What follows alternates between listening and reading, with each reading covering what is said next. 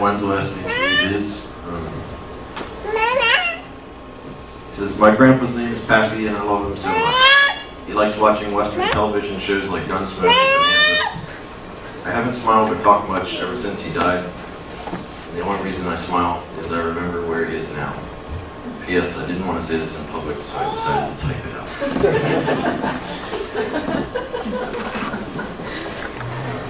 Emily Wenzel.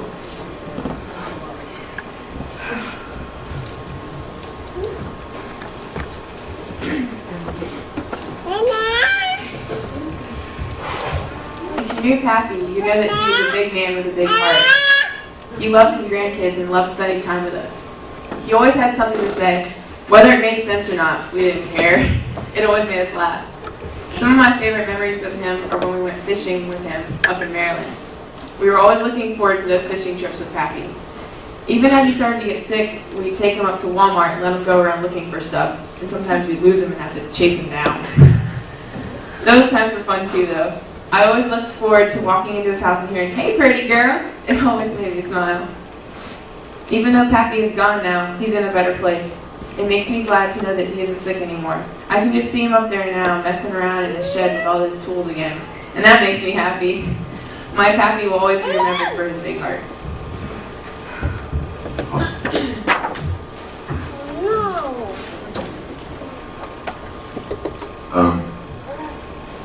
This is from Pappy's grandchildren in Texas. Our Pappy. He was an awesome grandpa, very loving and kind. He always knew how to make us laugh. We remember when Pappy and Uncle Johnny came down to Houston, Texas to see us. That was our first time to meet Uncle Johnny. And when you put Uncle Johnny and Pappy together, it's always a good time. One of the things we loved about him coming to Texas was we knew we would eat good. He always took us to IHOP for breakfast and Mexican food for dinner. Another great memory we have of Pappy is when Caitlin and I, Brittany, flew up to Maryland to surprise him. My mom picked us up from the airport and hid us in the basement. When he got home, he sat down in the kitchen and my mom fixed his lunch, and we started walking up from the basement. The look on his face was priceless. We had lots of fun on that trip, so thanks, Mom, for those wonderful memories. Hunter always talks about fishing trips with Pappy. Pappy, Hank, our dad, and Hunter loved to go fishing when we all got together. We will miss our Pappy dearly, but we will treasure his memory forever. And that's from Brittany, Caitlin, and Hunter. Bobby's son Hank wasn't able to be here, and so, but he was here this week when Pappy passed away, and so he asked us to read this. Hank says, losing my father is one of the most difficult things I've gone through. I realize how fortunate I was to have him as my father. There are not words to express his influence in my life. It's through his example that I learned to be a father and the husband that I am today. My father was hardworking, strong, loving, and gentle. He loved his family and was deeply devoted to his children. As a child, I remember how hard he would push me to be a good athlete and a good student, and he always coached me and my sister in Little League.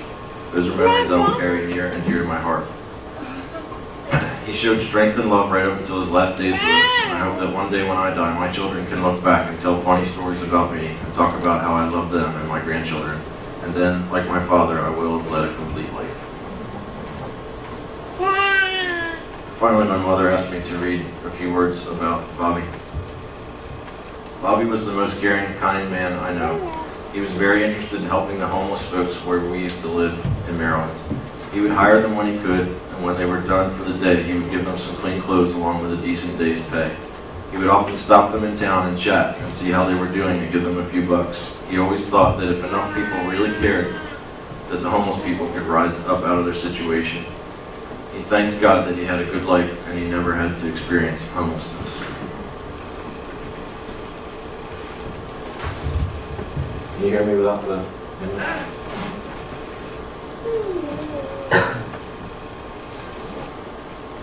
I'm going to have to read some of this. I want to let you know that I thought the world of JB.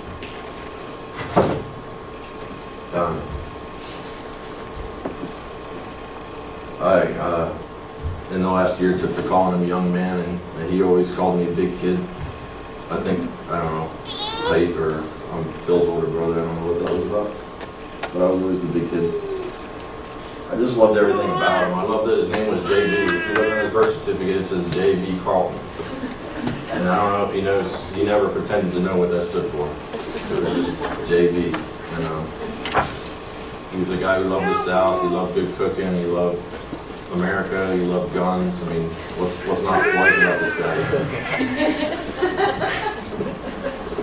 But he always impressed me, and when my mom started dating him, I just couldn't believe the guy's work ethic. I mean, he was always a big guy, but I mean, he could work circles around you, and he knew so much about so many trades that I knew just like this much about. He taught me so much about painting and carpentry, and I have these really good memories of like I built my headboard with him one day in the garage, and when they lived on the river, we would go fishing there on the Susquehanna River. And just have really good memories of spending time with Pap, and he wasn't afraid to. He didn't treat you like you were dumb if you didn't know how to do something. He would just show you how to do it.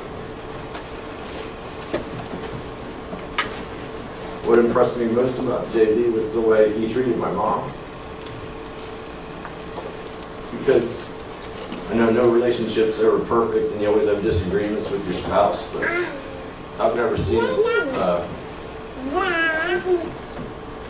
a guy treat my mom like JB treated my mom. He was truly a good husband. He always put her first. He always treated her like a lady, and I'll just always thank him for that. And I thank the Lord for bringing him to my mom. When it came around to faith, I remember JB being pretty private about what he believed, and kind of reluctant to talk to me about it, especially when he was still dating Mom. But over time, God gave me some opportunities to share more with him. For instance, one time when my family was up visiting them in Maryland, JB had some chest pains in the middle of the night. We really thought he was having a heart attack, and Mom and I drove JB to the hospital. While they were assessing him, trying to stabilize him, I remember talking to JB and saying, not to be morbid, but do you have any idea where you're going if you check out tonight? Because I don't know what's going on here, but it doesn't look good. And he didn't have a lot of answers really. I remember him telling me he tried to live a good life, and he hoped God would let him into heaven. And I shared with him about Christ dying on the cross, and that you didn't have to be good enough. You really just had to believe in the work that Christ did on the cross. And basically the conversation kind of ended. They stabilized and we went home. It's kind of the end of it, really. But it's not the end of the story, and I'll finish that in a little bit. To share with you tonight, I want to share with you out of Luke chapter 23. Verses 32 to 43, and it's the account of Jesus on the cross. This account appears in all four of the Gospels. I chose Luke because I like the way Luke describes what's happening with the people around the event. We're going to talk about those people in a minute. I'm sure, being that it's in all the Gospels, I'm sure Pappy would prefer I use Mark's version of it, because instead of calling the people on the other cross as thieves, they're called rebels. But anyway, let me read you the account.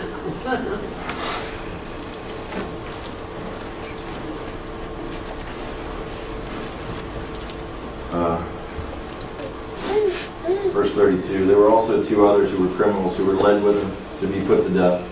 And when they had come to the place called Calvary, where they crucified him, and the criminals, one on the right hand and one on the left. Then Jesus said, Father, forgive them, for they do not know what they do. And they divided his garments and cast lots for them. And the people stood looking on, but even the rulers with them sneered at him, saying, He saved others, let him save himself if he is the Christ, the chosen of God. The soldiers also mocked him, coming and offering him sour wine, vinegar, and saying, If you are the king of the Jews, then save yourself. And an inscription was also written over him in letters of Greek, Latin, and Hebrew that said, This is the King of the Jews. Then one of the criminals who was hanged there blasphemed him and said, If you are the Christ, save yourself and us. But the other one answered and rebuked the other Father and said, "Do you not even fear God, seeing as you are under the same condemnation? And we indeed, justly, we deserve to be here, for we received the due reward of our deeds, but this man has done nothing wrong." Then the man turned to Jesus and said, "Lord, remember me when you come into your kingdom." And Jesus said to him, "Surely I say to you today, you will be with me in paradise."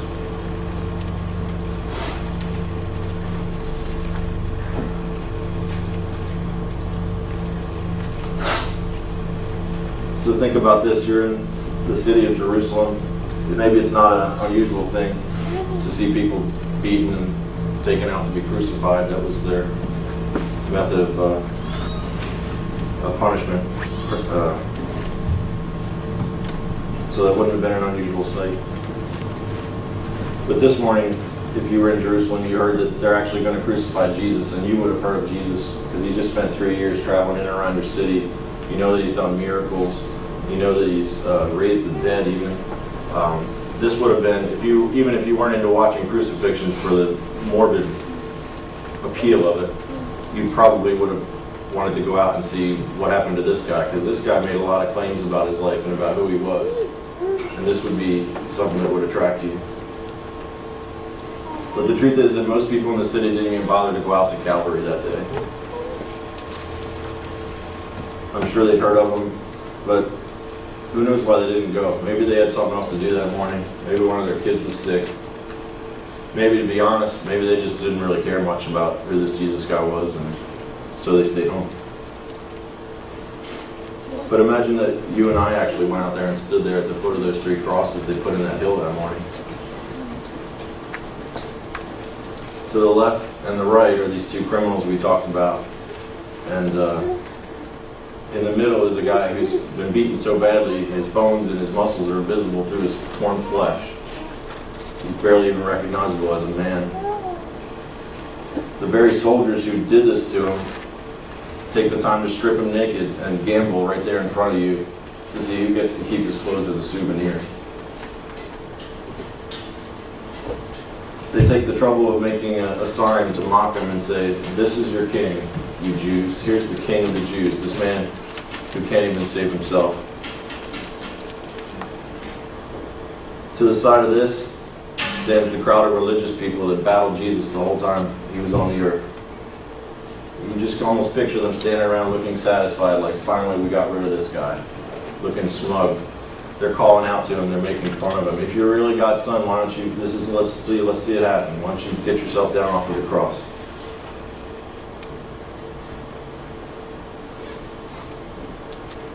Heck, even the thief to the one side of him, who's just been pierced at his wrists and pierced at his feet and been beaten shortly before that, is now hanging on a cross, and he actually finds the time to take a labored breath, and instead of saying anything productive, turns to Jesus and joins in with everybody else and makes fun of him.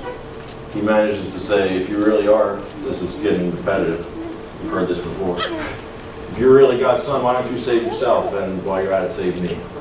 Offers a selfish taunt at the guy. He doesn't really think Jesus can do any of it, by the way. He just wants to get in on the taunt. I think this whole passage and what we're talking about is a great picture because it really highlights what the world is really like when it comes to Jesus. Because the truth is that deep down everybody is broken and everybody is guilty, and just not everybody admits it. The folks in the city, sometimes we're like them. We're too busy to look into Jesus, or who he said he was, or what he said he came here to do, or what he might think about us. We've got work to do. I have better things to do, or I'm honestly just not interested. The soldiers, sometimes we're like them. These are the powerful people you see in life, or at least the people who think they're powerful. They think they're in charge. They think they actually run the show. They didn't see the difference that day between Jesus and the other 2 men that they nailed to trees because they're in charge. They're powerful.